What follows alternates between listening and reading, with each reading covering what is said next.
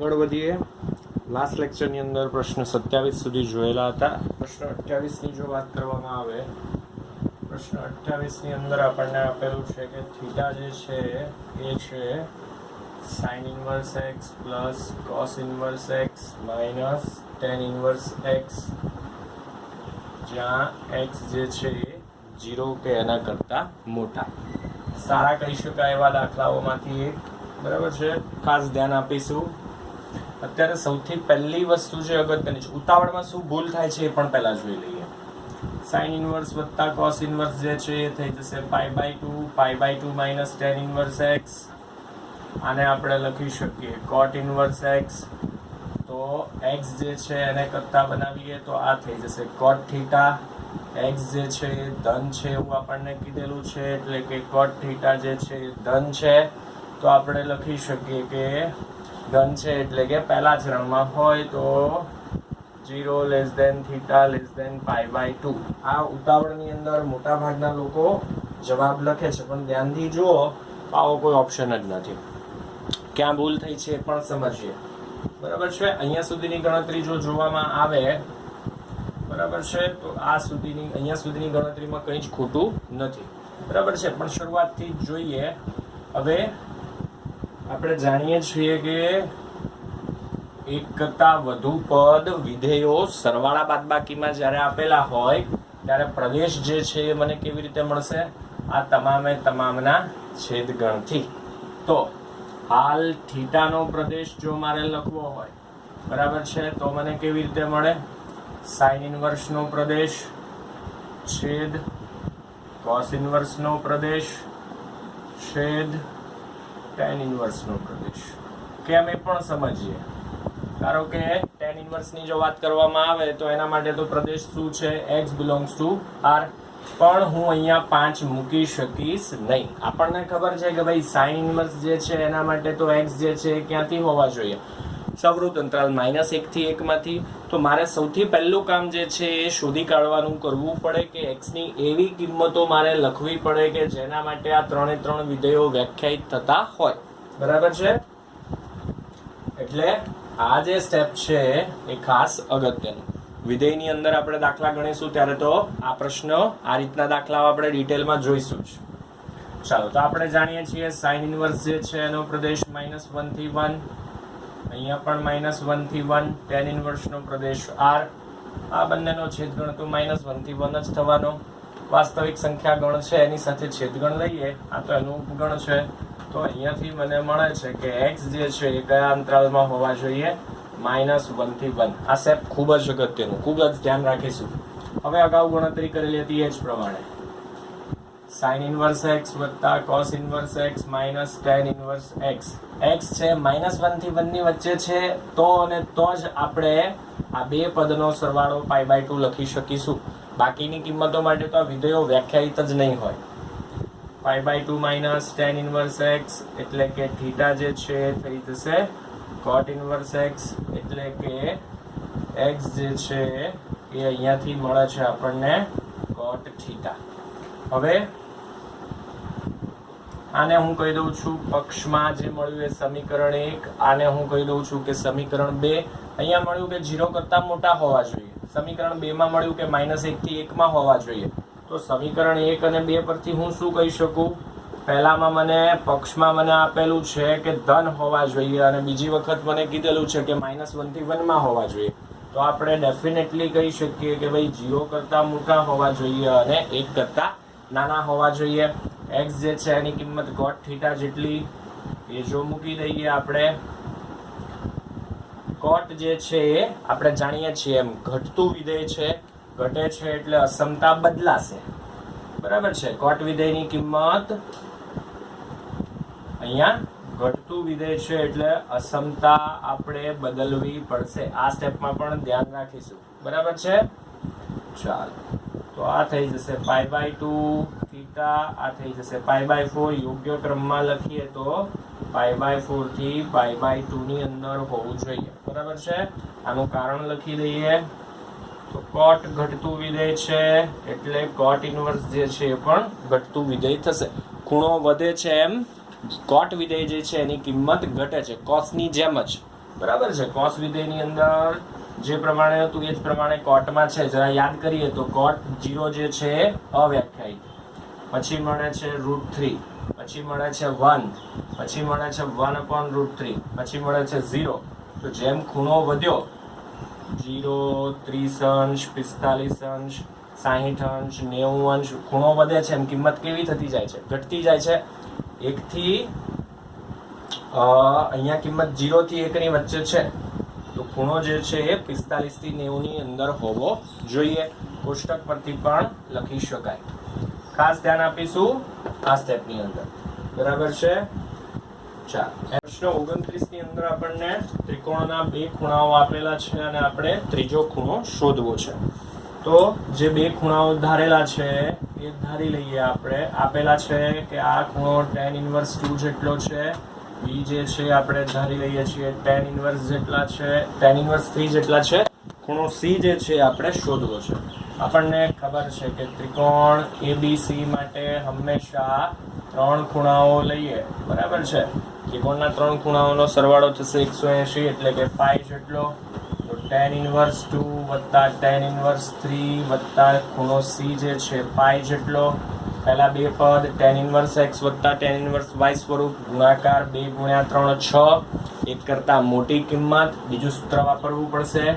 Pi plus tan inverse x plus y છેદમાં 1 - xy ગુણાકાર કરીએ તો થઈ જશે 6.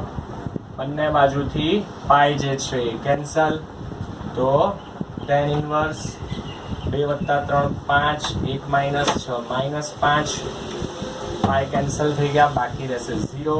અહીંયા થઈ જશે tan inverse -1 વત્તા c બરાબર 0, જેની કિંમત -π/4. તો c જે છે આપણને મળશે +π/4 જેટલા. ચાલો એનાથી આગળ વધીએ. પ્રશ્ન 30. જે સ્વરૂપ આપેલું છે આ સ્વરૂપના દાખલા આપણે અગાઉ ત્રિકોણમિતિની અંદર ગણી ચૂક્યા છીએ. બરાબર છે.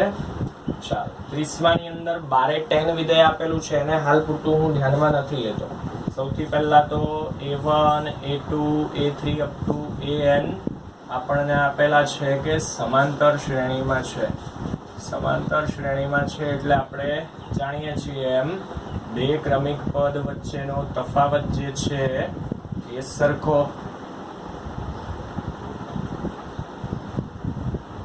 જેને આપણે સામાન્ય રીતે લઈએ છીએ d જેટલો. હું પહેલા સાદુરૂપ આપું છું. અંદર જે પદ આપેલું છે એનું tan inverse d છેદમાં 1 plus a1 a2 plus tan inverse d છેદમાં 1 પ્લસ a2 પ્લસ a3.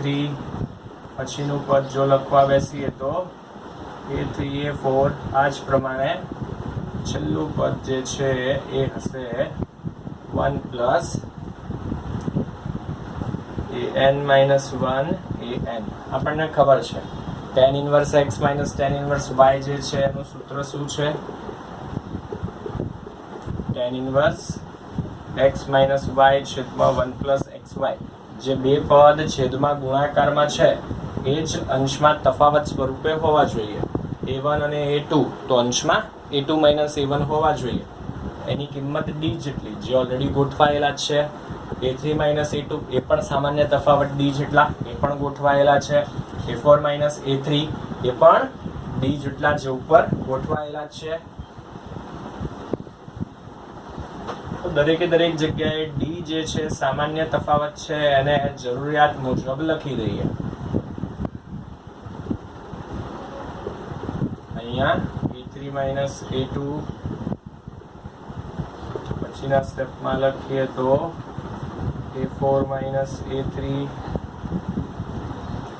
અને અહીંયા લખીએ તો tan inverse an minus an-1.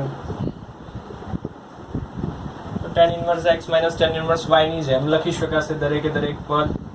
tan inverse a2 minus tan inverse a1, tan inverse a3 minus tan inverse a2, tan inverse a4 minus tan inverse a3 અને છેલ્લે આ જ પ્રમાણે tan inverse an minus tan inverse an-1.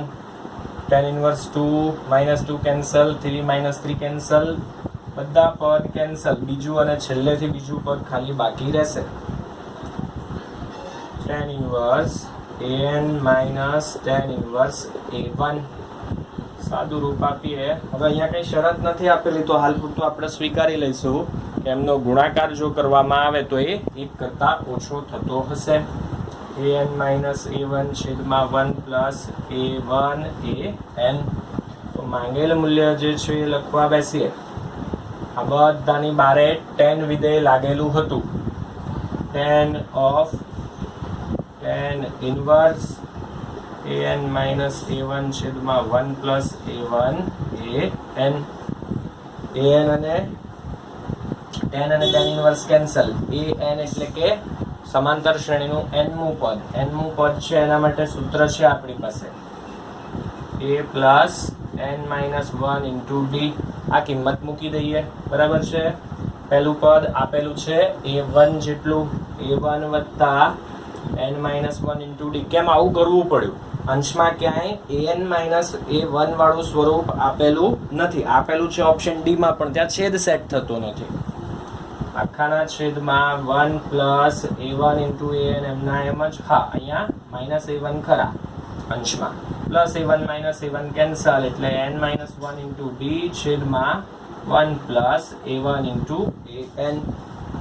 એટલે કે option B જે છે એ પ્રમાણે બધા જ પદ ગોઠવાય છે. એનાથી આગળ વધીએ. ખાસ ધ્યાન એ રાખીશું સ્વરૂપ જે આપેલું છે, બરાબર છે, આ સ્વરૂપ સમજીશું. ઘણા બધા પ્રશ્નો આ જ રીતના પૂછાય છે. જ્યારે tan inverse વાળા પદ સરવાળામાં આપેલા હશે ત્યારે હંમેશા આ સ્વરૂપ ગોઠવાતું હશે કે સાદુરૂપ આપ્યા પછી કોઈ પણ બે જ પદ બાકી રહેતા હશે. બાકી આટલા બધા પદોનો સરવાળો કરવો આપણા માટે શક્ય નથી. બરાબર છે. કિંમત ધારીને પણ દાખલો ગણવો હોય તો ગણી શકાય. 2 કે 3 પદ લઈ કિંમતો ધારી સમાંતર શ્રેણીમાં લઈ a n d બધી કિંમતો મૂકી અને વિકલ્પ પરથી પણ ગણી શકાય. પ્રશ્ન 31 આ પણ સારો કહી શકાય એવો દાખલો. tan inverse 1/1 plus r square. અને અહીંયા આપણને આપેલું છે કે 0 થી ઇન્ફાઇનાઇટ. ચાલો, તો સિગ્મા છે, tan inverse વાળા પદ છે અને અનંત પદ છે પાછા, એટલે ડેફિનેટલી મારે અગાઉના દાખલાની જેમ જ પદ કેન્સલ થાય એ પ્રમાણે ગોઠવવા પડશે. એવું ગોઠવવું હોય તો મારે કયું સ્વરૂપ લાવવું પડે? તો કે tan inverse x minus tan inverse y. તો એના માટે સૂત્ર કયા સ્વરૂપે હોવું જોઈએ? તો જો છેદ જોઈએ તો 1 તો ગોઠવાઈ ગયા, પછીના બે પદ સરવાળામાં નથી જોઈતા, મારે ગુણાકારમાં જોઈએ છે. તો આને હું શું લખું છું? 0 થી infinite tan inverse 1/1 plus r common લઈ લઈએ એટલે શું મળી જશે? 1 plus r. પછી અંશમાં શું હોવું જોઈએ? તો આપણે જાણીએ છીએ કે છેદમાં જે બે પદ ગુણાકારમાં છે એ જ બે પદ તફાવત સ્વરૂપે હોવા જોઈએ. r plus 1 માંથી r બાદ કરીએ તો 1 મળે. ગોઠવી શકાશે. તો 0 થી infinite tan inverse r plus 1 માંથી r બાદ કરીએ છેદમાં 1 plus r into r plus 1. તો આ જ સૂત્રની મદદથી લખીએ તો આને શું લખી શકાશે? tan inverse r plus 1 minus tan inverse r. બરાબર છે. ચાલો, હવે જો હું 0 મૂકું તો શું મળશે મને? tan inverse 1 minus અહીંયા 0 મૂકીએ તો tan inverse 0 પ્લસ 1 મૂકીએ તો શું મળશે? tan inverse 2 minus tan inverse 1. 3 મૂકીએ, સોરી 2 મૂકીએ તો tan inverse 3 minus tan inverse 2. આગળ વધીએ તો આ જ પ્રમાણે tan inverse 4 minus tan inverse 3. આગળ વધતા છેલ્લે બરાબર છે બાકી શું રહેવાના છે? ઇન્ફાઇનાઇટ મૂકીએ છીએ એટલે tan inverse ઇન્ફાઇનાઇટ બાકી રહેશે. બધા જ પદ આપણે જાણીએ છીએ એમ કેન્સલ થઈ જશે. આ અને આ બે પદ બાકી રહેશે. tan inverse infinite minus tan inverse 0. જે ડબલ ઈ પૂરતું આપણે સ્વીકારેલું છે કે tan ઇન્વર્સ ઇન્ફાઇનાઇટ છે એનું મૂલ્ય π/2 જેટલું, tan ઇન્વર્સ 0 જે છે થઈ જશે 0. તો અહીંયા જવાબ જે છે એ π/2. આગળના દાખલાની જેમ જ પહેલું બીજું અને છેલ્લેથી બીજું પદ બાકી રહેશે. અહીંયા પછીનું પદ મેં લખ્યું નથી પણ એ આગળના પદની સાથે કેન્સલ જ થતું હશે. એનાથી આગળ વધીએ. પ્રશ્ન 31 પછી આપણને પ્રશ્ન 32 માં sin ઇન્વર્સ ને cos ઇન્વર્સ વાળા પદ આપેલા છે. ચાલો તો 32માં દાખલાની જો વાત કરીએ તો આપણને આપેલું છે કે sin inverse cos sin inverse x plus cos inverse sin cos inverse x. તો આપણે જાણીએ છીએ sin ઇન્વર્સ છે અને અહીંયા cos છે તો આને મારે cos ઇન્વર્સમાં ફેરવવા પડે. તો આ થઈ જશે cos ઇન્વર્સ √1 - x². એ જ પ્રમાણે અહીંયા sin છે તો આને sin ઇન્વર્સમાં ફેરવવા પડે તો આ થઈ જશે √1 - x². cos અને cos inverse cancel. sin inverse √1 - x², cos inverse √1 - x². કયું સ્વરૂપ? sin inverse x plus cos inverse x. અને બાકી સૂત્ર પ્રમાણે આ શું છે? cos inverse x. આ શું છે? sin inverse x. અહીંયાથી પણ ફાવે તો સીધું ડાયરેક્ટ π/2 લખી શકાય, બંને પદ સરખા છે એટલા માટે. 33મો પ્રશ્ન જોઈએ તો આપણને આપેલું છે કે sec ઇન્વર્સ x છેદમાં a minus sec inverse x છેદમાં b, જેનું સાદું રૂપ આપતા મને મળે છે sec inverse b minus sec inverse a. શોધવાના કીધેલા છે x. બહુ જ સહેલો દાખલો. જો ઓપ્શન ધ્યાનથી જોવામાં આવે તો બહુ જ સરળતાથી દાખલો ગણી શકાય. મારે b લાવવા છે, છેદમાં a છે એ દૂર કરવા છે અને અંશમાં b લાવવા છે. અહીંયા બીજું પદ જોઈએ તો અંશમાં a જોઈએ છે, છેદવાળા b દૂર કરવા પડશે અને અંશમાં a લાવવા પડશે. તો ડેફિનેટલી x જે છે વિકલ્પ પરથી પણ ખ્યાલ આવે એ દૂર કરવા છે અને b જોઈએ છે એટલે અંશમાં શું હોવા જોઈએ? ab મૂકી દઈએ. a અને a કેન્સલ, પહેલું પદ થઈ જશે b. b અને b કેન્સલ, બાકી રહેશે a. ઓપ્શન પરથી સહેલાઈથી ગણી શકાય છે. બરાબર છે. એનાથી આગળ વધીએ. પ્રશ્ન 34 ની અંદર આપણને આપેલું છે કે sin ઇન્વર્સ x વત્તા cot ઇન્વર્સ 1/2 જે છે એની કિંમત π/2 જેટલી. તો sin ઇન્વર્સ x જે છે એને લખીએ તો π/2 minus cot inverse 1/2, π/2 minus tan inverse cot inverse છે એ થઈ જશે tan ઇન્વર્સ 1/2, કારણ કે tan ઇન્વર્સ x વત્તા cot ઇન્વર્સ x જે છે એ થાય π/2. tan ઇન્વર્સ છે, આ બાજુ sin ઇન્વર્સ છે તો આને sin ઇન્વર્સમાં ફેરવવા પડશે. કાટકોણ ત્રિકોણ બનાવી દઈએ. tan θ 1/2 છે. બરાબર છે. 1 નો વર્ગ 1, 2 નો વર્ગ 4, સરવાળો કરતા 5, આ મળશે √5 જેટલા. તો sin inverse x = tan inverse. બરાબર છે. સોરી, હવે મારે જોઈએ છે sin ઇન્વર્સમાં. તો sin ઇન્વર્સ અહીંયાથી sin θ લખીએ તો 1/√5. sin inverse cancel. x જે છે આપણને મળે છે 1/√5. તો પ્રશ્ન 34 ની જો વાત કરવામાં આવે તો પ્રશ્ન 34 જે છે એની અંદર સાચો જવાબ જે છે એ થશે 1/√5, એટલે કે ઓપ્શન બી.